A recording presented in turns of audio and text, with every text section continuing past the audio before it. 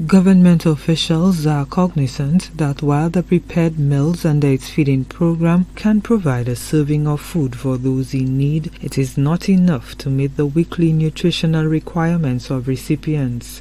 Furthermore, the ongoing pandemic has only compounded the predicament faced by the less fortunate. The government therefore saw the need to add a food package component to the initiative. The packages will be delivered weekly and prepared by the Saint Lucia Marketing Board. That at this point in time it's very challenging and it's very difficult for a lot of people around the island, and you have some houses in instances where both the mother and the father are now out of a job, and we believe that it's very important to ensure that at least they can have food for the week.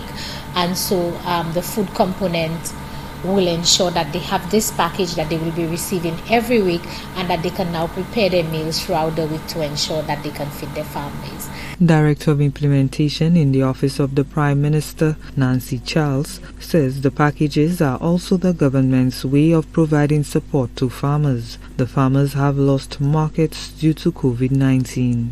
A lot of the outlets that they had, perhaps a lot of the hotels in particular, have now closed, and you want to ensure that your farmers can continue to produce, they can continue to supply, but you want to also ensure that there is a ready market for them.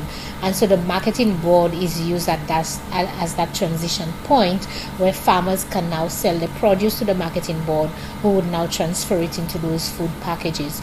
So I want to encourage all farmers throughout the island. We started today, and there is a great need and a demand for food.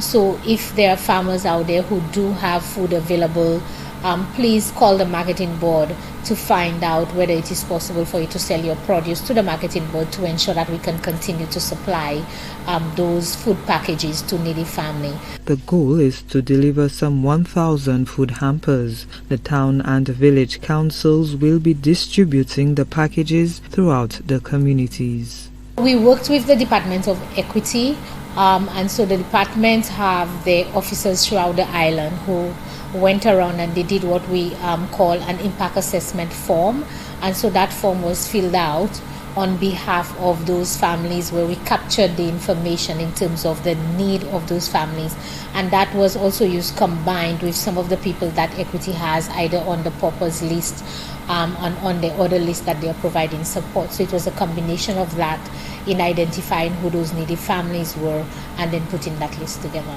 So we're very grateful for the support of Equity. They're also assisting us via the town and village councils in the distribution of those food packages. The cooking component of the feeding program entailed the provision of some 3,000 meals to people around the island. The food packages will contain fresh fruits and vegetables, ground provisions, eggs, fish or chicken. Gina Filippi, HTS News Force.